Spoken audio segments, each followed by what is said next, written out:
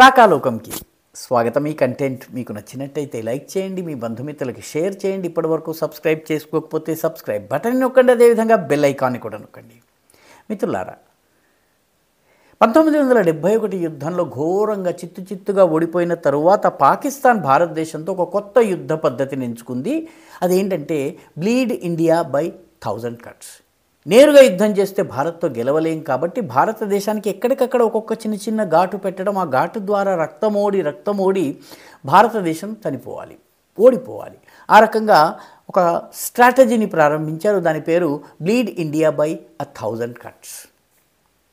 దాదాపు ఒక 30-40 సంవత్సరాల పాటు పాకిస్తాన్ దీన్ని చాలా సక్సెస్ఫుల్గా భారత్ మీద ప్రయోగించింది.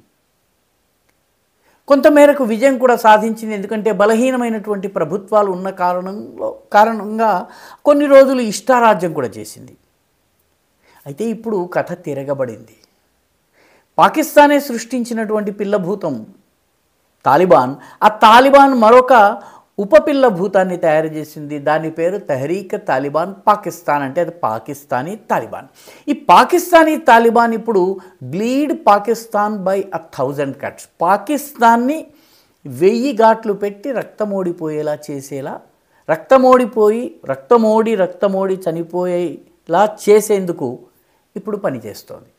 2022 నుంచి పాకిస్తాన్ ఆఫ్ఘనిస్తాన్ సరిహద్దులోని చాలా ప్రాంతాల్లో అసలు పాకిస్తానీ ఆర్మీ ప్రభావం లేదు. పాకిస్తానీ ఆర్మీ వెళ్ళలేని పరిస్థితి.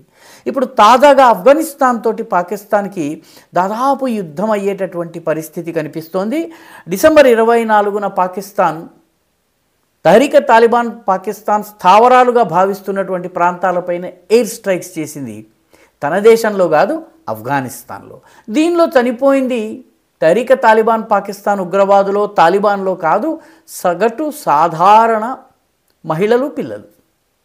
అంటే పాకిస్తాన్కి గురి చూసి కొట్టడం రాలేదు, వాళ్ళ స్థావరాలు ఉన్నాయన్న చోట స్థావరాలు లేవు.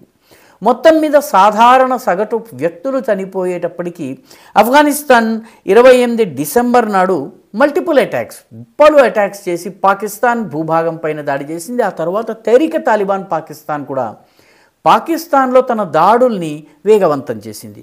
ఇప్పుడు జనవరి 10వ తారీఖున తెహ్రీక్ తాలిబాన్ పాకిస్తాన్కి చెందినటువంటి ఉగ్రవాదులు, పాకిస్తాన్ వాళ్ళని ఉగ్రవాదులు అంటుంది, వాస్తవానికి వాళ్ళు ఉగ్రవాదులే కూడాను, వాళ్ళు పాకిస్తాన్ యొక్క న్యూక్లియర్ ఫెసిలిటీ ఉన్నటువంటి డేరా ఇస్మాయిల్ ఖాన్లో 18 మంది న్యూక్లియర్ ఇంజనీర్ని అరెస్ట్ చేశారు. ఇప్పటి వరకు రిలీజ్ చేయలేదు. పాకిస్తానీ ప్రభుత్వం కూడా కాళ్ళబేరానికి వచ్చినప్పటికీ కూడాను వాళ్ళు విడుదల చేయటం లేదు. అంటే పాకిస్తాన్ యొక్క న్యూక్లియర్ ఫెసిలిటీకి సంబంధించినటువంటి 18 మందిని కిడ్నాప్ చేయడం జరిగింది. అంటే ఎంత డీప్ స్ట్రైక్ చేయగలుగుతున్నారు, ఎంత లోపలికి వచ్చి ఎంత పిన్ పాయింటెడ్ అటాక్ చేయగలుగుతోంది తెహ్రీక్ తాలిబాన్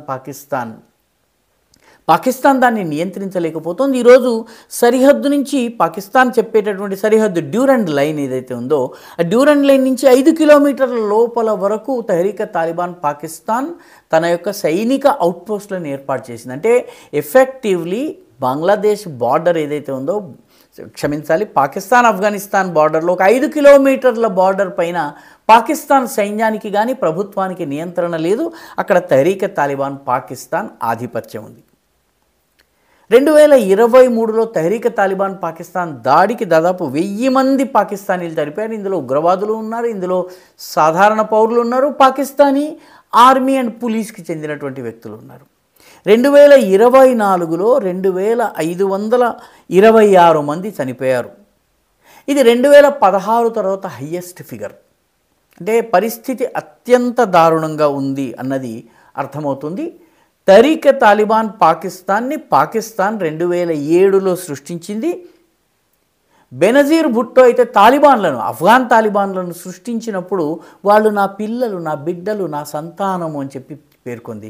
ఆ సంతానం ఇప్పుడు ఆఫ్ఘనిస్తాన్లో పరిపాలిస్తున్నారు, ఆఫ్ఘనిస్తాన్లో షరియా చట్టాల్ని అమలు చేస్తున్నారు. తన సంతానం అని చెప్పుకున్నటువంటి బెనజీర్ లాగా నెత్తి మీద ముసుగు వేసుకున్నప్పటికీ కూడా వాళ్ళు అంగీకరించడం లేదు. పూర్తిగా హిజాబ్ అండ్ బుర్ఖాను ధరిస్తే తప్ప అక్కడ మహిళలు బయటకు రాలేని పరిస్థితిని తీసుకొస్తున్నారు. దాంతోపాటు వాళ్ళు తెహ్రీక్ తాలిబాన్ పాకిస్తాన్కు ఆశ్రయం ఇస్తున్నారు. ఈ తెహ్రీక్ తాలిబాన్ పాకిస్తాన్ ఇప్పుడు పాకిస్తాన్ని సవాలు చేస్తోంది. సరిహద్దుకి 5 కిలోమీటర్ల లోపలి వరకు పాకిస్తాన్లోకి చొచ్చుకొచ్చి తన స్థావరాలను ఏర్పాటు చేస్తోంది. పాకిస్తాన్ మిలిటరీ దగ్గర తెహ్రీక్ తాలిబాన్ పాకిస్తాన్ని తట్టుకునేందుకు ఎటువంటి స్ట్రాటజీ లేదు. సైన్యము పోరాడేందుకు సిద్ధంగా లేదు. ఎందుకంటే పోరాడటానికి వెళ్ళినటువంటి సైనికుల్ని హత్య చేస్తున్నారు, వాళ్ళని చంపేస్తున్నారు, వాళ్ళని ఎత్తుకెళ్ళిపోతున్నారు, కిడ్నాప్ చేస్తున్నారు. న్యూక్లియర్ ఇంజనీర్లని కిడ్నాప్ చేయగలిగిన వాళ్ళు పాకిస్తానీ సైన్యం ఒక లెక్క. సో పాకిస్తానీ సైనికులు కూడా ఈరోజు తెహ్రీక్ తాలిబాన్ పాకిస్తాన్ పట్ల అయితే సానుభూతితో ఉన్నారు, లేకపోతే భయంతో ఉన్నారు. పర్యవసానంగా ఈరోజు పాకిస్తాన్లో తెహ్రీక్ తాలిబాన్ పాకిస్తాన్ ఎఫెక్టివ్లీ సరిహద్దు నుంచి ఒక 5-10 కిలోమీటర్లు, కొన్ని చోట్ల 40 కిలోమీటర్ల వరకు కూడా లోపలికి వచ్చి స్థావరాలను ఏర్పాటు చేసి పాకిస్తానీ సార్వభౌమత్వాన్ని సవాలు చేస్తోంది.